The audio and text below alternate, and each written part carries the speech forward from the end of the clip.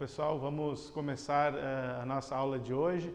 Nós vamos falar sobre padronização e personalização de atendimento em meios de hospedagem. Antes de começar, gostaria de me apresentar. Meu nome é Denis Bonenberger, eu sou professor aqui da FAS, da Escola de Negócios da PUC, e vamos então começar direto ao nosso assunto.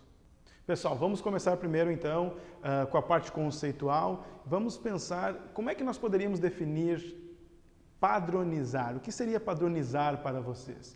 Eu trago um conceito aqui para nós, que padronizar também é conhecido como estandartizar ou normalizar. O que seria estandartizar? A gente pode pensar, né, que em meios de hospedagem a gente tem muitos apartamentos standard, que seria um padrão mínimo, algo que a gente coloque como básico, que a partir daí nós poderemos criar novos diferenciais, mas se atinge um padrão mínimo de negócio, né? Então, o que seria o padronizar? Criar alguns processos, algumas normas que permitam a gente segui-las. Geralmente a padronização ela está correlacionada com conceitos de alta produtividade e também qualidade e segurança. Já a personalização, a gente pode trazer um conceito um pouco diferente, né? Seria uma ação de fazer ou desenvolver algo direcionado para uma determinada pessoa, para um determinado público.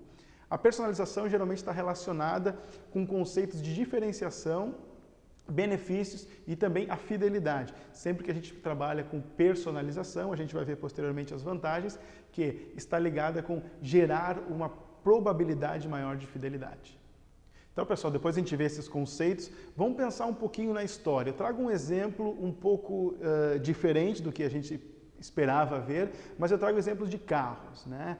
Vamos pegar lá, eu trago aqui como vocês podem ver, em 1908 nós tínhamos o Ford T. Foi o primeiro carro, né, desenvolvido e ele tinha algumas peculiaridades. Era um carro totalmente padrão, né? Ele tinha a mesma roda, ele tinha a mesma quantidade de portas, ele tinha o mesmo sistema de engenharia, todo o processo era igual, né? E quem quisesse ter carro naquela época teria que ter um Ford T, não teria outra oportunidade.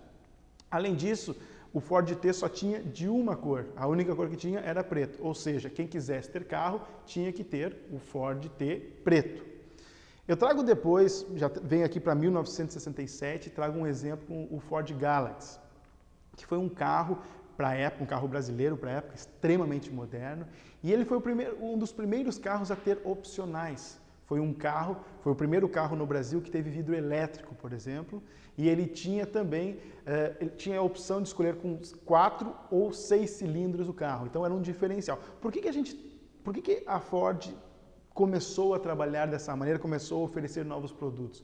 Com o objetivo de cada vez mais personalizar o atendimento. Nós tínhamos lá no Ford T totalmente padronizado e já no Ford Galaxy nós tínhamos uma outra opção que era um pouco mais personalizada. As pessoas podiam escolher entre um e outro modelo daquele carro.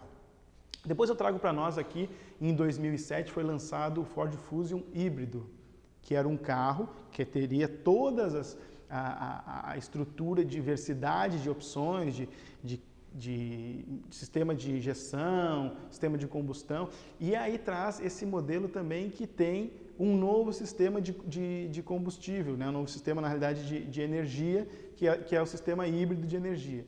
Por que eu faço essa relação? Eu trago lá desde 1908 com o Ford T até 2007 com o Ford Fusion.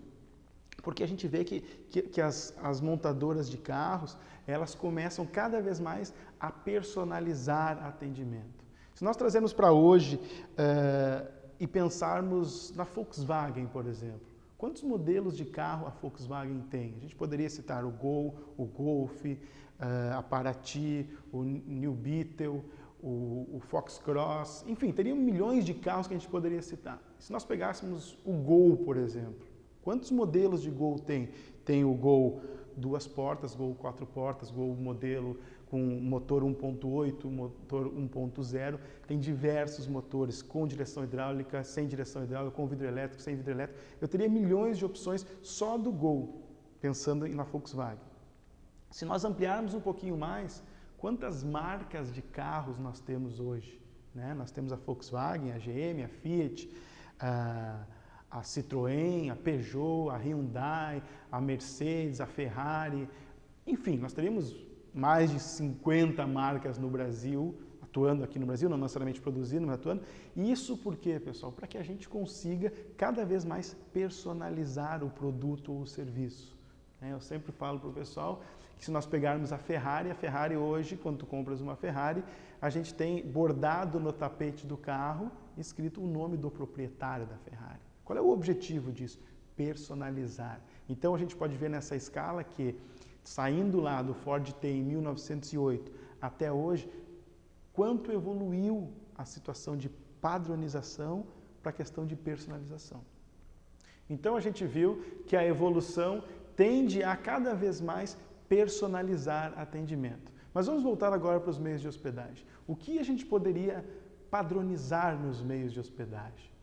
Eu trago uma lista de situações, e teriam outras que a gente poderia trabalhar, mas, por exemplo, a gente pode padronizar o atendimento, criar padrões mínimos de atendimento, e padrões de atendimento telefônico, atendimento pessoal, atendimento por e-mail. Nós podemos padronizar a nossa estrutura. A gente vê diversos hotéis que têm uma estrutura totalmente padronizada. Nós poderíamos citar, por exemplo, a rede Ibis. Eu vou num hotel Ibis em Porto Alegre, eu vou num hotel Ibis em Curitiba, ele vai ter mais ou menos o mesmo padrão. Claro que vai variar um pouco, mas a tendência é que tenha um padrão, uma estandartização em todos os hotéis. A gente pode padronizar o produto específico, que produto nós vamos vender. Nós podemos padronizar serviços. Que tipo de serviço a gente oferece e como a gente oferece esse serviço. A gente poderia também padronizar preço, E isso já é bastante constante em diversos meios de hospedagem, a gente padronizar preço. O preço é padronizado regional ou nacional ou até mundial. Além disso, a gente pode padronizar os uniformes, que aí tem uma redundância, padronização e uniformidade seriam mais ou menos a mesma coisa, mas o uniforme ele representa isso, uma padronização. Quais são os benefícios, por exemplo, de eu padronizar o uniforme? As pessoas, os nossos clientes, eles conseguem identificar quem são os funcionários, eles conseguem identificar quais são as funções desses funcionários, porque o padrão ele pode ser na recepção um tipo de uniforme, na parte de governança outro tipo de uniforme. Também é possível a gente padronizar uniformes. Além disso, horários. Os horários a gente sabe que atualmente no Brasil os horários da hotelaria são divididos em três. O primeiro horário das 7 às 13h20, o outro horário das 3 às 11h20 e o outro das 11 às 7h20 da manhã, sendo que esses 20 minutos sempre para passar o turno e para trocar informações, enfim, o que a gente já estudou anteriormente. Mas e aí? E o que a gente pode personalizar, pessoal? Padronizar, ok, podemos padronizar atendimento, estrutura, produtos, serviços, preços, horários, uniformes, mas e personalizar? O que a gente pode personalizar? Exatamente isso que vocês pensaram. Tudo que a gente pode padronizar, a gente pode personalizar. A gente pode personalizar atendimento, a gente pode e deve personalizar algumas situações que a gente vai ver posteriormente. Então, mais ou menos era isso que a gente queria passar nesse momento e a partir de agora nós vamos para o próximo passo. Bem, legal, a gente viu o que dá para padronizar e o que dá para personalizar no meio de hospedagem. Mas como é que a gente faz para padronizar? Vamos pensar primeiro como é que a gente faz para padronizar. Inicialmente, a gente tem que definir o que a gente quer padronizar. A gente quer padronizar o atendimento telefônico, a gente quer padronizar o uniforme, o que a gente quer padronizar. Depois de definir o que a gente quer, a gente também tem que definir como a gente quer. Então, vamos dar um exemplo, eu quero padronizar o atendimento telefônico. Tá, mas como eu quero padronizar? Qual é a sequência? Que tipo de abordagem inicial eu vou dar? Que tipo de abordagem final? Como é que eu faço para transferir a ligação? Que tipo de informação eu faço? Que linguagem que eu utilizo? Eu defino, então, como eu quero padronizar. A partir daí, eu defino quando eu quero padronizar. Eu quero padronizar sempre, todos os momentos, em todas as ligações. Quando é ligação interna, eu padronizo de que forma? Eu tenho que definir isso também. Após definir o que eu quero, como eu quero e quando eu quero, eu vou ter que treinar. E não é só treinar, como eu coloco aqui, é treinar, treinar e treinar. A padronização só vai vir a partir do momento que nós tivermos muito treinamento. Então, só recapitulando, definir o que eu quero, como eu quero, quando eu quero e treinar, treinar, treinar. Bom, já entendemos como é que a gente faz para padronizar os processos, o serviço, o que a gente queira. Mas agora vamos falar um pouquinho sobre como a gente faz para personalizar o que a gente quer, o atendimento, o serviço dentro da hotelaria. Bom, personalizar, ele já é um pouquinho mais difícil, ele envolve 4 passos na realidade. Inicialmente, nós temos que definir o nível de personalização que nós queremos. E como vocês podem reparar, eu coloco personalização entre aspas, porque na realidade a gente vai abordar daqui a pouquinho, não é, às vezes pode ser não personalizar, e sim customizar o processo. A gente tem que definir e conhecer, né, pesquisar o nosso público-alvo, para quem nós vamos personalizar, isso é fundamental. Depois nós temos que desenvolver a equipe e, finalmente, no último estágio, devemos personalizar. Bom, como que a gente faz para definir o nível de personalização? A gente tem 3 fases, né? Como a gente pode ver aqui. Nós temos o nível segmento. O que seria o segmento? O segmento trabalha com um perfil grande, um grupo grande identificado com o mesmo perfil. Esse é o primeiro nível, o nível mais amplo, né? O segmento. Dentro do segmento nós temos vários nichos. O que seria nicho? Nicho seria um grupo mais restrito, onde as suas necessidades não estão sendo atendidas. E o último nível, o individual, que seria realmente personalizar para aquela pessoa específica. Tá, mas a gente pode exemplificar um pouco melhor. Vamos pensar o mercado hoteleiro de Porto Alegre. Qual é o segmento que o mercado hoteleiro de Porto Alegre trabalha? Para muitas pessoas, quem é leigo no assunto, quem não é profissional da área, pensa que a hotelaria de Porto Alegre trabalha com turismo de lazer, né? Pessoas que vêm a passeio aqui e acabam não entendendo como é que tem tantos hotéis em Porto Alegre e eu não vejo tantas pessoas passeando. Na realidade, a hotelaria de Porto Alegre trabalha no segmento de negócios. As pessoas que vêm para Porto Alegre, elas vêm a trabalho, né? Tá, mas aí esse é o segmento geral do mercado. Então, trabalhamos aqui em Porto Alegre com turismo de negócios. Mas só que dentro do turismo de negócios, nós temos vários nichos. Nós temos pessoas que vêm na operação, executivos, diretores, presidentes. Nós temos diversos níveis de pessoas que vêm para Porto Alegre. E é aí que nós vamos encontrar os nichos, né? Nós temos, por exemplo, o Sheraton, que é o Sheraton Deville, que atende um nicho de diretores e presidentes de empresas. Aí se nós pegarmos lá daqui a pouco o Ibis, né? Pegarmos os hotéis Express, eles atendem um outro nicho de mercado. Eles atendem um nicho de mercado de pessoas mais básicas, muitas vezes profissionais liberais, que eles mesmos pagam o seu valor. E aí, essa é a diferença principal, né, entre segmento e nicho. Já depois que nós definimos o nível que a gente quer personalizar, a gente vai pesquisar e conhecer o nosso público-alvo. Quem é o nosso público-alvo? Como trabalhamos o nosso público-alvo? E aí eu trago aqui, vocês podem ver, para conhecer o nosso público-alvo, não necessariamente eu preciso fazer pesquisas científicas. Eu posso fazer uma pesquisa interna, direta, uma pesquisa para conhecer o perfil socioeconômico do meu cliente, conhecer um pouquinho mais das preferências dele. Eu posso desenvolver uma pesquisa lá, simples, rápida, e conhecer um pouco do perfil do meu cliente. Ou eu posso fazer também pesquisas externas, identificar quem são as pessoas que estão frequentando essa minha cidade, que estão no meu concorrente direto, que tipo de perfil essa pessoa tem. Nós temos também, e aí é a grande sacada da hotelaria, que é a observação direta.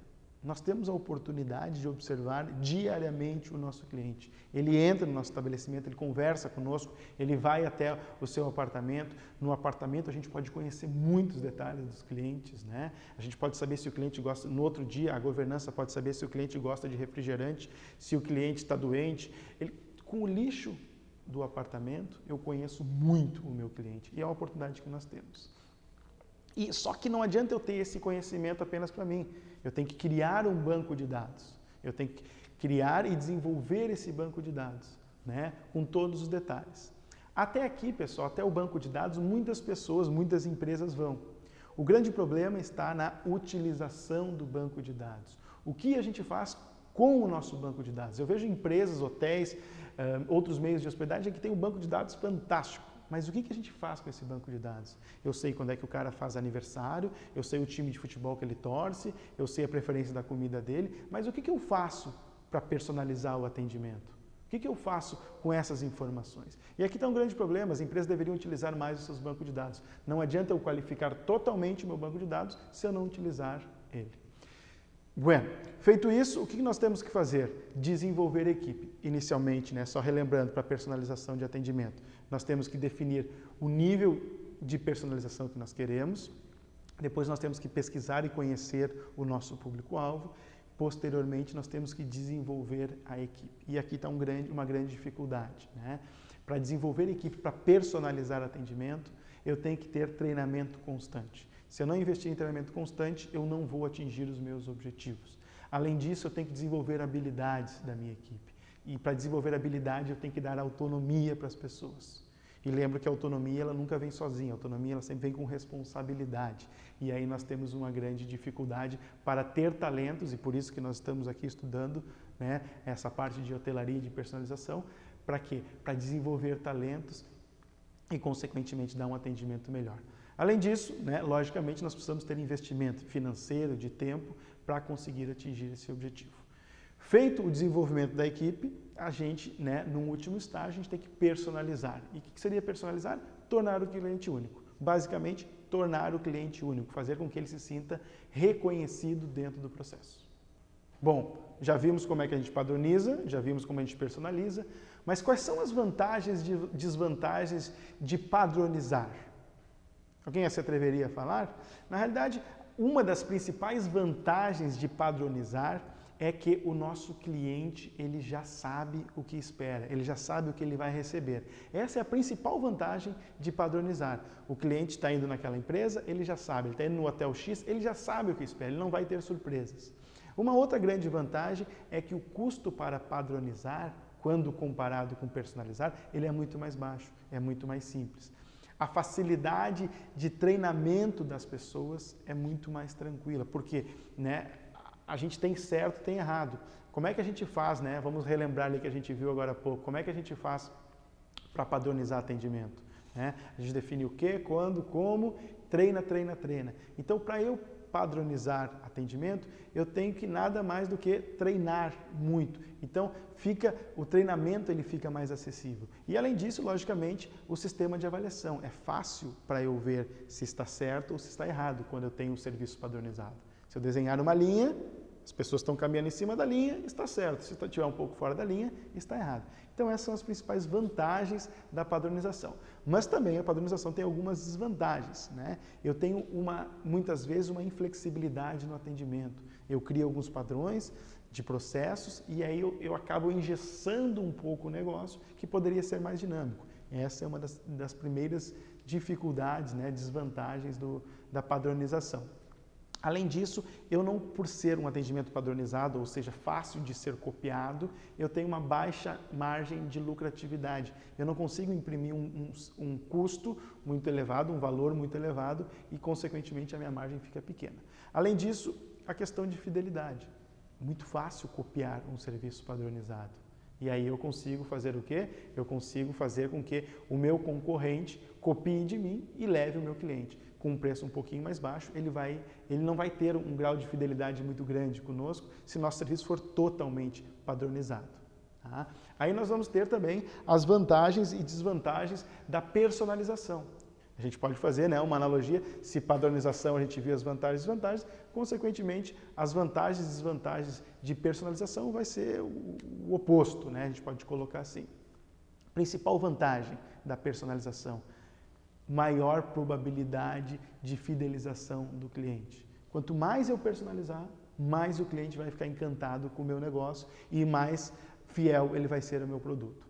Além disso, o alto grau de rentabilidade. Se eu criar processos, se eu criar programas, se eu criar serviços personalizados, as pessoas vão estar dispostas a pagar mais.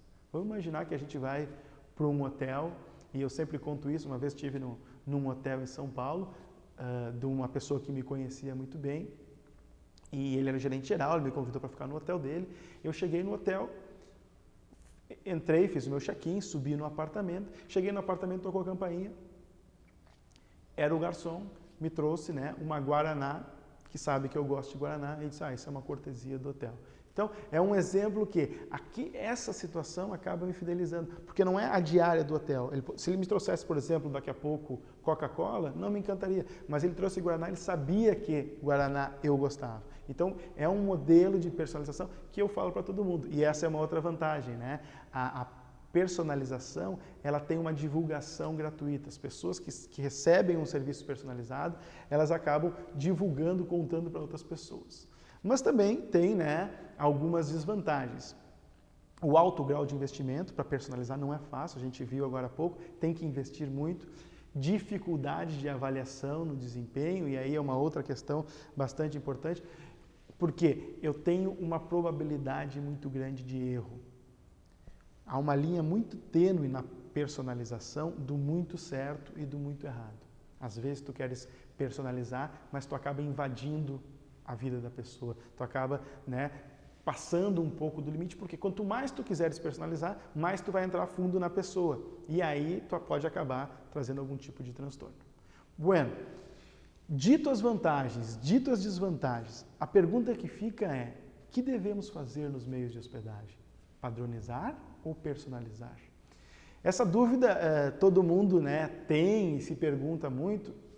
E aí uns falam, a gente deve padronizar, os outros falam, a gente deve personalizar.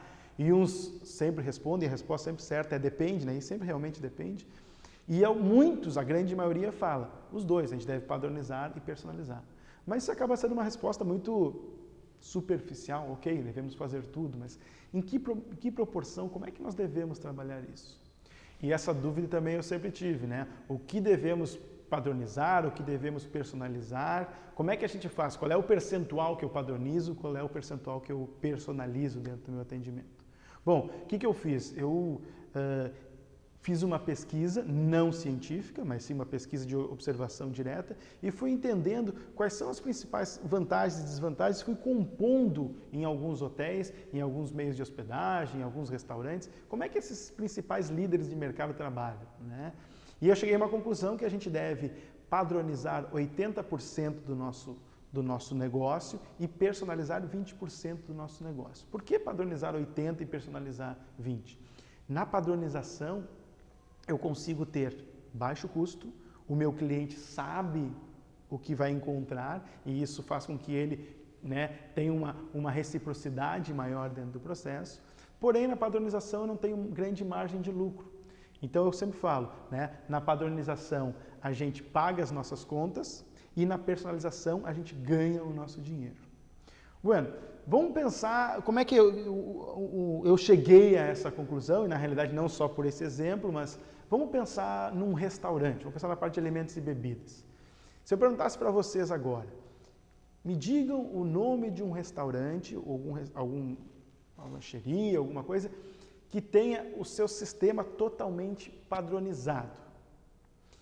Eu tenho certeza que vocês estão pensando, e a grande maioria de vocês deve estar pensando no McDonald's. Exatamente. O McDonald's a gente pode afirmar que ele é padronizado no mundo todo, O que eu encontro aqui, eu encontro nos Estados Unidos, eu encontro na Bahia, eu encontro no Rio de Janeiro, eu encontro em tudo que é lugar do mundo. Tudo padronizado, é o mesmo uniforme, é o mesmo sistema de atendimento, são os mesmos lanches. Então, isso me diz que 100% do McDonald's ele é padronizado. Só que eu estava dizendo agora há pouco que 20% deveria ser personalizado. E aí o McDonald's me serve de exemplo também para isso. A gente não se dá conta, porque nós estamos aqui no Brasil, mas o único lugar que tem Guaraná no McDonald's é aqui no Brasil. Em outros lugares não tem Guaraná. E isso o McDonald's trabalha no mundo todo, Na Índia, por exemplo, o McDonald's não vende carne de gado, Em Portugal nós temos o nuggets de bacalhau. No Canadá, como vocês podem ver, tem o McLagosta. Na Alemanha, o melhor McDonald's do mundo, Vende cerveja. Na Colômbia tem o McGuacamole. Enfim, cada lugar do mundo o McDonald's tem o seu padrão, porém ele se adequa, ele personaliza uma parte do seu negócio para aquele público-alvo. Bem, pessoal, basicamente a nossa aula era essa. Eu queria agradecer a todos pela disponibilidade de estar assistindo o vídeo e me coloco à disposição sempre que precisarem. Muito obrigado.